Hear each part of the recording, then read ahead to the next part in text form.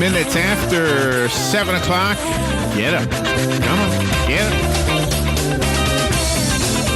Good morning. Thank you for tuning in. It is April 8th, 2015. You're listening to The Source, WOCA. The show is called AM Ocala Live. Wake up. We are broadcasting live from the Paddock Mall, where it is currently 65 degrees. The weather forecast calling for a tiny bit, well, I don't know if it's tiny or not. It just says rain. I don't want to add my own interpretation there. Tomorrow, temperatures climbing to the 90s. Today, expected to reach 89. Although I wouldn't be surprised if 90 isn't recorded somewhere in the area. Yeah. Good morning, Robin. How you doing? Good. How are you? Good. And today's the first day of the Silver Springs International Film Festival. Yep. Starts this evening or this afternoon, whatever you call 5 o'clock, 5:30, whatever time they're doing all that. So we'll talk about that later on. I know Buddy and Tom have been talking about it a lot on their program on the Voice of Ocala. This morning at 7:35, a couple of things. Well, we'll do that. We'll talk about that. I want to tell you some of the events that you can attend. So that's kind of a fluffy thing to talk about. And then, you know, the president said something, I guess, yesterday about the less than loving Christians, and it's making the news. He was at a prayer breakfast yesterday, I guess. It was kind of weird. They called it the Easter prayer breakfast, but oh my gosh, it's 2 days late. Unless I'm misunderstanding something. But anyway, that's a distraction by talking about that. You know, I have been accused unfairly of being against the president. I had a caller who got me so upset one time saying that I never say anything good about the president. Well, I challenged him to tell me one time I've ever said anything bad about the president. Yeah, exactly. I never, ever have. But I think in this case, I really want to look at this statement. I think it's a careless statement that you wouldn't say about any other group, less than loving Christians. I mean, it is kind of a weird thing to focus on, and I suppose there's no real value in debating it, so I won't debate it. Anyway, it's just something I thought I would bring up. So. And that's what he said during the breakfast, or during the He did, and then he had a little bit of grumbling from the audience, and he said, well, that's for another day. We'll talk about that another day. But hello. Oh, my gosh. I want to talk about it today. I want to talk about it today. Today is another day, so I want to talk about it today. Sure. And so if you were waiting for the example, sir, whoever you were, that didn't really seem to be a listener of the show, who somehow thought that because I host a radio show that I must have these extreme anti-president thoughts. Yes. Which I never have, regardless of the party that the president belonged to. I've always been respectful of the office. Yes. I've always expressed my thoughts about the statements that were made and the policies. Sometimes I don't agree with the policies, but never once have I ever slammed the man who made the statement. Yeah. In this case, I will. So good. Thank you. You've got your day. You can record it and throw it in my face one day when I said I never have done that. There you go. But today I will do it because I think the man made a mistake. Not that we can't make mistakes. We all do. But anyway, so. See, that guy still gets under my skin. I didn't know who he was. Yeah, I know. Just some weird. He's a coward. Weird guy. He didn't even, tell us his name. 8:35 this morning. That's News Bites. That's where we turn off our commentary and our opinions and read the news to you. Lots of interesting stories in the news today. Michael J. Cooper is coming on at 9:05. He'll be in the studio. He's an attorney here in Ocala and a very thoughtful man. I say that because while I haven't finished his book, which is titled The Prayer Man, it is clear that this is a thinking man. So Mr. Michael Cooper will be here in the studio 9 to 5. It says here, in addition to being an attorney and an author, he's also a mountain biker, a weightlifter. He plays harmonica. Yeah, that's pretty cool. You think he's bringing it? We should have asked him to bring the harmonica in. Yeah. There are two types of harmonica players. Uh-huh. There is Stevie Wonder. Yes. And there's everybody else. Now, I take that back. The harmonicats are really, really good. Yeah. And some people are really, really good.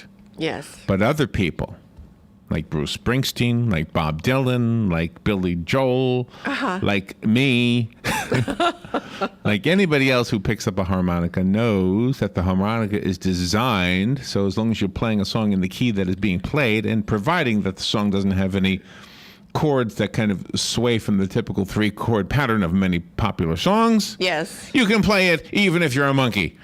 That's right. So Michael Cooper is a harmonica, so we'll see at what level he's at. Is he at the Stevie Wonder? Stevie Wonder is the absolute virtuoso in harmonica playing. He is, very much I mean, so. you could argue with that with me. I don't know of anybody who plays it better than Stevie Wonder. Uh-huh. Nor do I know anybody who plays harmonica with a style that is so recognizable. When Stevie Wonder is invited to be on somebody else's record, you always know it's Stevie Wonder, the way he plays that harmonica. Yeah, anyway, always. Michael Cooper, in addition to the very thoughtful Prayer Man book, he has written some children's books as well, it says here. So, John Adago is coming on at 9:35. He's the founder and CEO of a real estate development company, and he's written a book called East Meets West. It's about the cultures of the Western world, which is ours, and the cultures of the Eastern world, which is predominantly thought of as Asia. Yes. And he's going to talk to us about the two worlds meeting each other. Arlene Alda is coming on. She's a professional clarinetist. She plays clarinet like Woody Allen does. Yep. She has played with the Houston Symphony. Isn't that awesome? She may talk about that, but she's written a book called Just Kids from the Bronx, telling it the way it was. She describes it as a film-like portrait of the Bronx spanning 6 decades. Got a little bit of a connection to the Bronx myself. I was way young during the years I lived there. I don't even remember it, but anyway, but I'm sort of kind of familiar with the area. So, and she's also, by the way, if you recognize the last name, she's Alan Alda's wife. Yes. Right? Yeah. So she'll be on at 10:05. Legally Yours, John Fuller, an attorney from here in Ocala at the law firm of Fuller & Fuller, answering your legal questions on Legally Yours at 10:35. Gareth Hatch at 11:05. Gareth is an expert on the growing demand for rare earth elements. Yep. Not the band Rare Earth. No. And other critical and strategic materials. He's the founding principal of Technology Metals Research and the co-founder of Innovative Metals Corporation. The importance of increasing the United States domestic mineral supply and the urgent need to level the playing field for the United States mining industry with the rest of the world. Yeah, fascinating. We will learn topic. something. I have no idea anything. I don't know anything about that. Minerals. And then Anthony James at 11:20. I don't know if you're planning a trip anytime soon, but Anthony is our travel expert. He'll be answering questions about hotels and travel agencies and cruises and pretty much everything. anything that travels. That's his specialty. Exactly. That's a nice specialty to have, isn't it? To travel. Yeah, to be a specialist. I used to I used to travel the East Coast of the United States a lot because I was playing schools back in those days.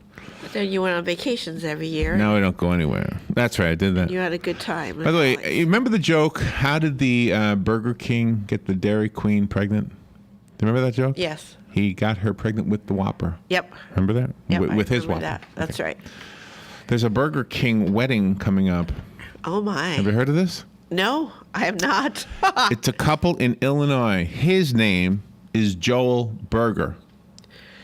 Her name is Ashley King. Really? No kidding. Normally in the newspaper, they will put the lady's name first, so it would be the King Burger wedding. Yes. You know, in the announcements, but they decided to put it the Burger King wedding.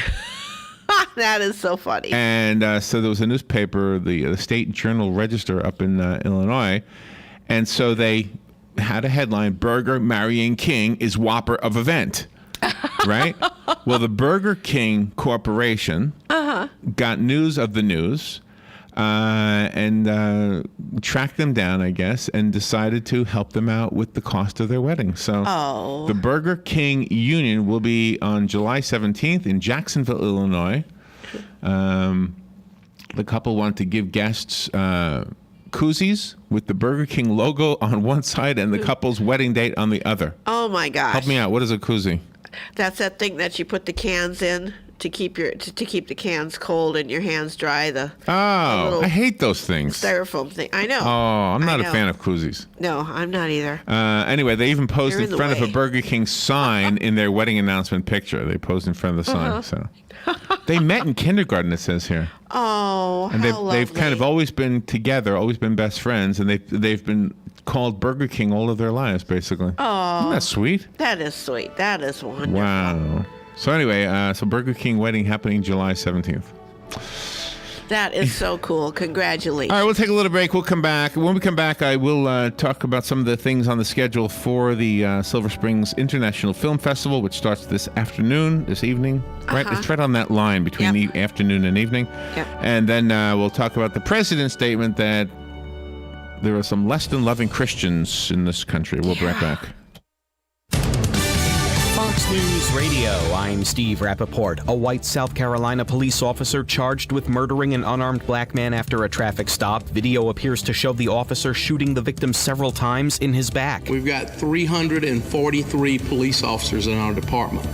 This is a bad decision by one of those 343. North Charleston Mayor Keith Summey. Rand is ready. I have a message. A message that is loud and clear and does not mince words. We've come to take our country back. Senate Republican Rand Paul of Kentucky announcing his White House bid for 2016. Stan Freberg modestly presents the United States of America. And comic ad legend Stan Freberg has died. He was 88 years old. Fox News. We report, you decide.